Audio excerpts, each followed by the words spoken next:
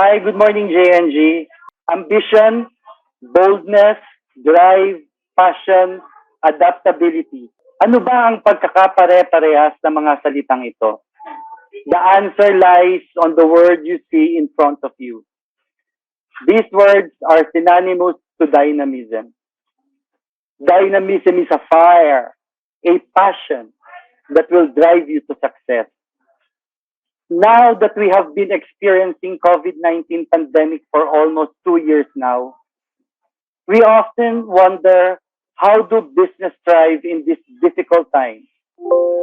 The answer, ladies and gentlemen, lies on my presentation today. Let me discuss dynamism in business settings. How can this simple word effectively bring us all to success? That's the question we want to answer at the end of my presentation. I call this here the 3 R's of dynamism: the reality, the response, and the resolve. First, let's take a look at the reality. Pandemic made a great impact, especially on the lives of the people. We were required to wear face masks, face shield at all times, virtually seeing each other via online platforms. Our daily routine was hampered. Malls were shut down. Mode of transportations were controlled. Even as simple as having your daily exercise was regularized. Pandemic changed the way we see things, changed the way we deal with things. It changed the way we do things. Health, more than ever, become the top priority. Since business were heavily impacted by the pandemic, the livelihood of every Filipino was also affected. Businesses temporarily closed. Therefore, many workers lost their jobs. Wawa naman sila, di ba? For those fortunate ones who managed to secure their jobs, tulad po nating lahat dito ngayon, thanks Mr. Nang, they were all allowed to work from home. To some, it was an advantage, but to others, it was a nightmare. But despite these challenges, Filipinos are very resilient. Some use their own motorcycles for delivery services. Some resorted to online selling.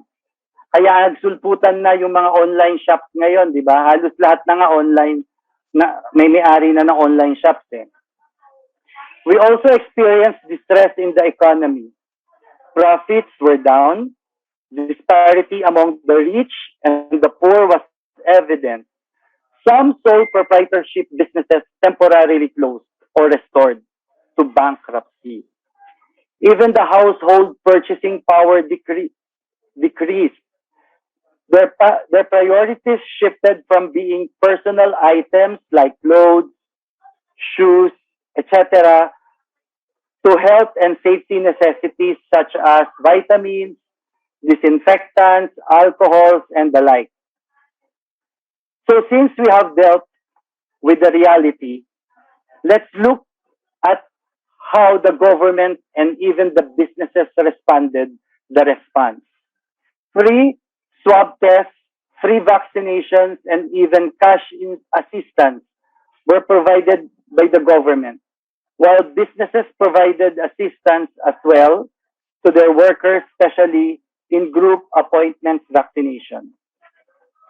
In terms of work environment, realignment of jobs were experienced. Flight attendants become online sellers. Health workers were visible more than ever. Chefs became delivery riders. Strict protocols and guidelines were observed in businesses. Some responded by allowing their employees to work from home. Small enterprises decreased their employees to 50% and had to lay off workers. Naalala ko nga last year, habang ang mga competitors natin ay nagbabawas na ng kani-kanilang mga empleyado to 50 to 70%, tayo po dito sa JNG ay hiring pa. Bongga, di ba? Cash assistance to all affected individuals was also conducted. For businesses, a major shift in online selling was evident. An example of this is a supermarket as big as all-day supermarket. This is not a paid advertisement. Ha? They maximize online platforms like Grab delivery so they can provide groceries to valued clients without the need to go outside. Restaurant businesses resorted to al fresco dining and even self-service dining para lang mapagbigyan po silang makapag-operate at syempre kumita ng sakto lang. Free shuttles and transportation services, even accommodation and meals were provided for employees so they can report to work while skeletal force among businesses like banks, malls, and supermarkets was implemented. Thank you, Madam EUD. Thank you, Sir GCN, for your generosity. Next is the resolve. With all the challenges, this is not the time to back off. This is the time to have our resolve, to be steadfast in pursuing our goals. Indeed, our lives have changed dramatically from the way we interact with others and the way we get our needs. These changes compel us to be dynamic. Please give emphasis dun sa nakikita niyo letter A na parang triangle. Ang triangle shape sa Greek letter, kung basahin yan ay theta, na ang meaning ay change. More than ever, this is the time we need dynamism, especially the way we do business. Halimbawa na lang dito sa filing namin. Regular, kung hindi man siya weekly, may mga bagong kailangan na doc, na nire-require ni pag-ibig, may mga bagong mga procedures, mga bagong requirements, etc., etc., etc. Pero nagagawa pa din. For us to have an appreciation of the word dynamism, let's take a look at its etymology. The word dynamism comes from the Greek word dynamis, which means power, and the English term ism, which means state or quality. Another definition of dynamism from Collins Dictionary is someone or something with full of energy, full of exciting ideas. Yan, marami yan si Madam Yudi.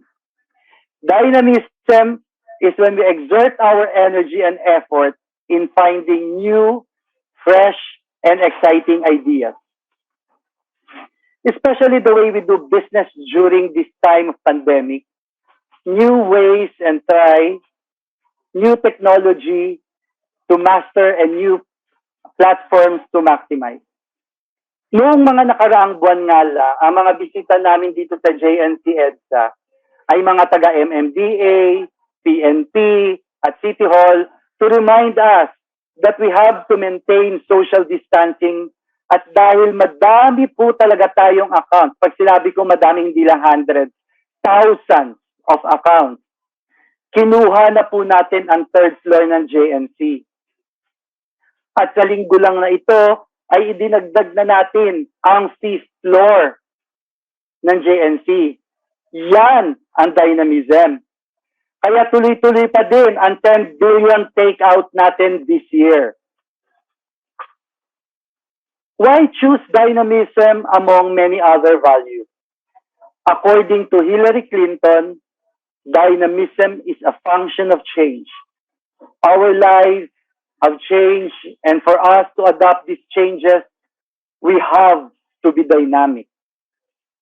Let's take a look at people whose dynamism helps them overcome the challenges of time and also challenges in this pandemic. First, we have Tony Gonzaga, a prominent host of ABS-CBN whose renewal of franchise application was denied last year. Her hosting career in TV was affected, but Tony Gonzaga did not stop what she is known for, which is hosting. Instead, she used another platform to be able to continue her hosting career. Now, she has a segment in her YouTube channel, Tony Talk, which became famous for its inspirational, genuine, and intriguing conversations and interviews. O di ba nga, kamakailan lang, trending na trending siya. Another example is the phenomenal and award-winning K-pop group, BTS. Oh, yung mga ARMY dyan, hello! Since their debut, BTS is unstoppable with its record high uh, album sales and its influence around the world. This group has been an example of dynamism, for they continue to be a pioneer in new ideas in songwriting and in performing. They continue to inspire their fans or their armies with their music that is based on social issues of today's generation. Alam nyo ba, itong BTS na to, they started nung 2013. Nag-research talaga ako. No?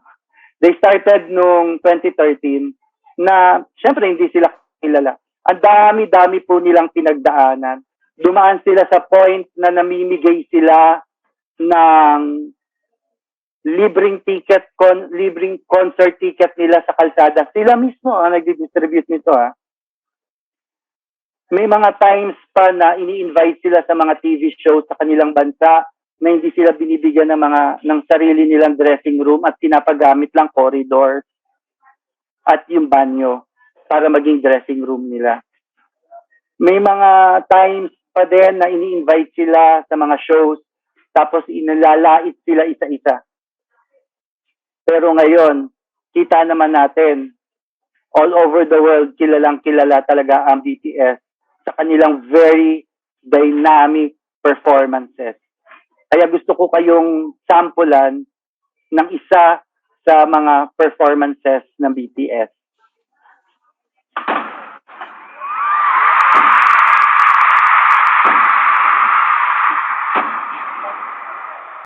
Sana nag-enjoy kayo, no? Sa maikling presentation na to ng BTS. Alam nyo, kaya ko to i-share sa inyo. Nakita nyo ba? Ito ay isa lamang guesting ng grupong ito sa isang show.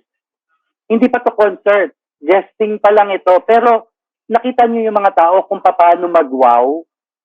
Andun yung fire. Andun yung passion.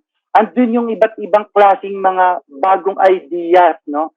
Sana, I hope na with dynamism, tayo dito lahat sa Joy-Nostalg, kahit hindi naman araw-araw, kahit na sabihin natin na hindi madalas, mapawaw din natin yung mga boss natin sa mga trabaho natin through our dynamism. Okay? Next slide, please.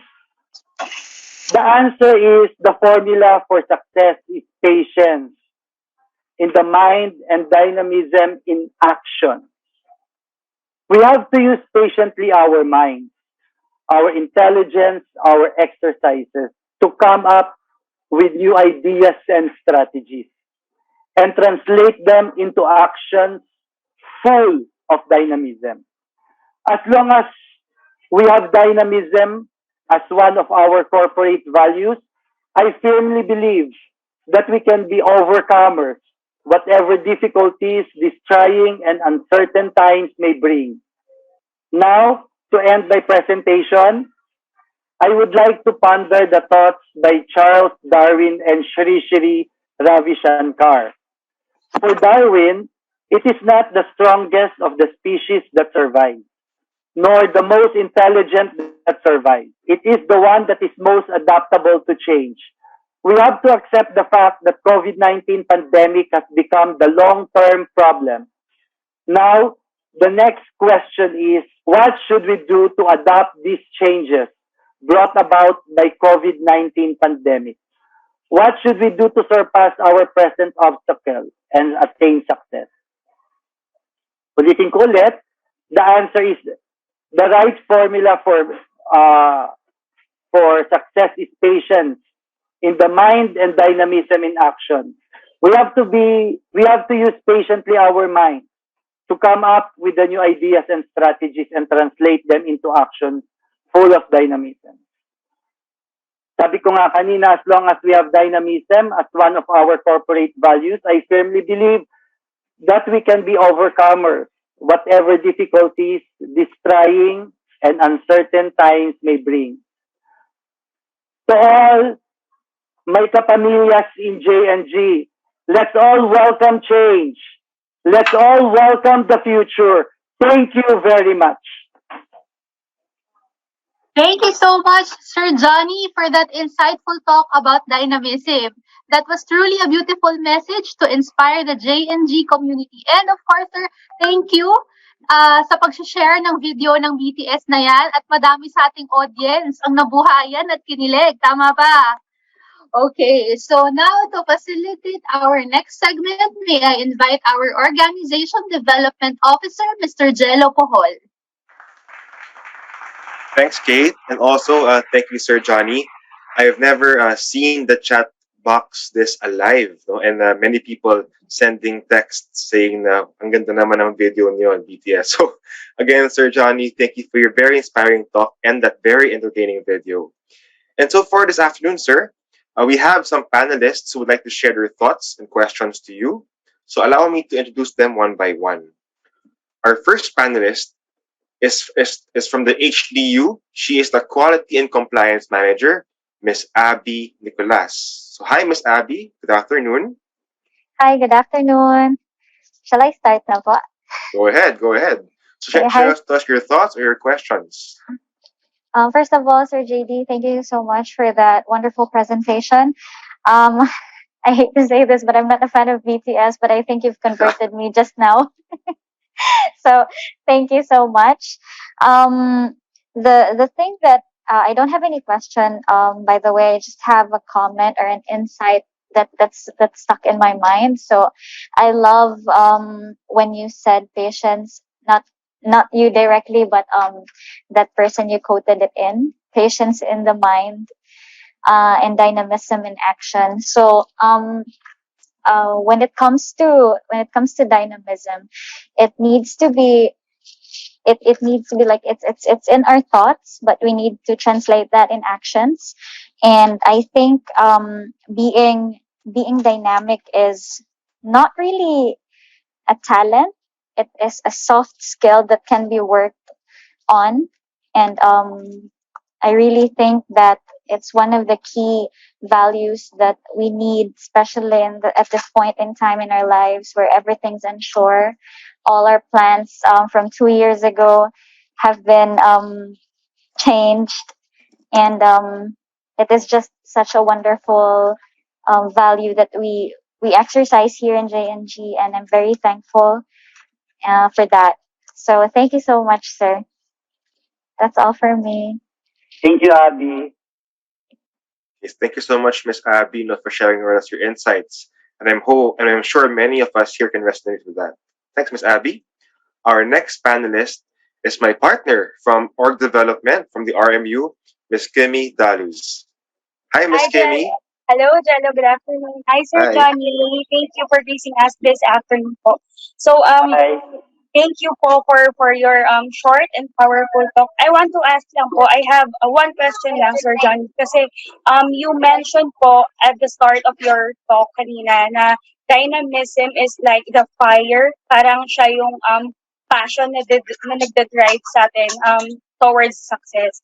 So, gusto ko lang po malaman, was there ever a time in your life or sa group po na parang, syempre tao lang naman po tayo, di ba? Parang you feel like nawala or parang humina yung passion na yun. And for those of us na experiencing it right now, ganyan, what advice can you give to those people? Thank you, Sir John. Alam mo, Kimi, sabi mo nga, no, we are just human beings. Hindi talaga natin maiiwasan yung makaka-experience tayo na parang nawawala na tayo ng pag-asa o nawawala na tayo ng energy sa buhay. Kaya nga, it's part of of dynamism. Yung kinakailangan meron tayo iniidolo o meron tayong nilulook forward dun sa mga dapat nating gawin. Ako mismo, maraming beses din talaga ako nada-down. Kaya lang, ang advice ko talaga sa lahat, pag nafe-feel nyo to, na ang feeling mo ay hindi mo na to kaya, o parang nawawalan ka na ng pag-asa, maniwala ka sa sarili mo. Maniwala ka sa sarili mo na kaya mo to, isipin mo lang na kaya mo yan, at magagawa mo. Kasi hindi lang naman, dito naman sa corporate world, hindi ka naman magtatrabaho mag-isa. We are working as a team, as a group. So ako mismo, nagtatrabaho dito, 10 ng MSSP na grupo ko, nagtatrabaho kami ng isang grupo. Thank you, Sir Johnny. By the way, no, yung sinasabi ko kanina, kinakailangan kasi talaga may inspiration tayo. Inspiration, yung iba kaya nga pinapanood ko kanina sa inyo talaga si BTS, no. Ako minsan talaga pag ako talaga nalulungkot na sa bahay, manunood lang muna ako ng isang performance ng BTS. Nagiging okay na ako. Yun. Kailangan meron tayong inspirasyon. Start na din po panoorin sila, Sir Johnny. Thank you po. Sige, sir, noted po yun, sir. Pag stress, Thank you. I'll YouTube them. Thank you, Sir Johnny. Okay. So, thanks, Miss Kimmy. Thank you, Sir Johnny. And our third panelist and last panelist is Mr. Andrew Pimentel. He is the Marketing Sales Services Team Head from the PDU. Hi, Sir Andrew. Welcome. Hello, good afternoon. Sir Jello, good afternoon. Hi. Sir Johnny, magandang hapon. Good afternoon. Yes, sir. Ang masasabi ko lang po parang regarding natin, sa topic natin today, dynamism. Sa una sa lahat, kay Sir Johnny ko nakita to. From the first sale na na-encode sa sales file natin nung mag-start tayo ng pagbebenta ng pasinaya. So pag sinabing dynamism, andyan talaga kay Sir Johnny yan. Kasi sa power, dynamism is from the Greek word dynamis, which means power. So makikita mo talaga yung power ni Sir Johnny, lalong-lalo na dito sa MSST sa amin, sa pagpapakita niya ng positive attitude daily. So, doon pa lang, makikita mo na magiging output. Sa outlook, pag nakita mo yung outlook ni Sir Johnny, makikita mo yung magiging output ng isang team. Isa pa sa nagustuhan ko doon sa sinabi ni Sir Johnny kanina is, hindi ko na-Englishin kasi hindi ko makuha masyado yung English. Pero isa lang yung nakita ko, hindi daw yung pinaka-strong yung nagsisurvive. Kung hindi yung nag-a-adapt sa environment. So, totoo yun. Yung mga nag-a-adapt sa environment, yun talaga yung nagsasurvive. So kung hindi ka mag-a-adapt sa klima or sa environment, talagang hindi ka magsasurvive. So wala naman ako masasabi regarding kay Sir Johnny, wala akong questions. Kasi kung may question ako, tatanungin ko na lang siya dito, magkasama kami araw-araw. So, gusto ko na mag-share kasi napili ako na maging part nito para masabi sa lahat kung ano yung sarili kong pananaw sa dynamism. Yun lang po. Thank you. Thank you, Andrew. Hindi nagkamali si Jello sa pagpili sa'yo. I'm sure. Thank you, sir. Thank you, sir. Thank you, Sir Andrew.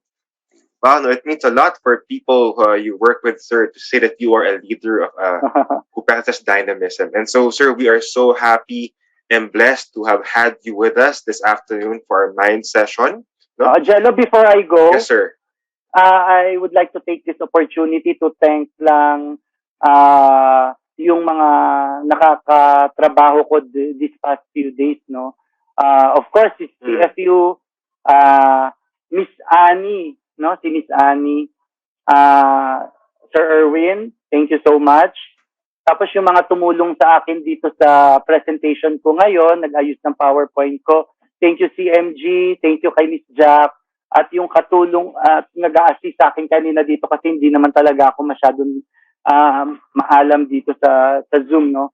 Si John Romano, thank you so much. And of course, Jello, maraming salamat, no, sa pagpili sa akin to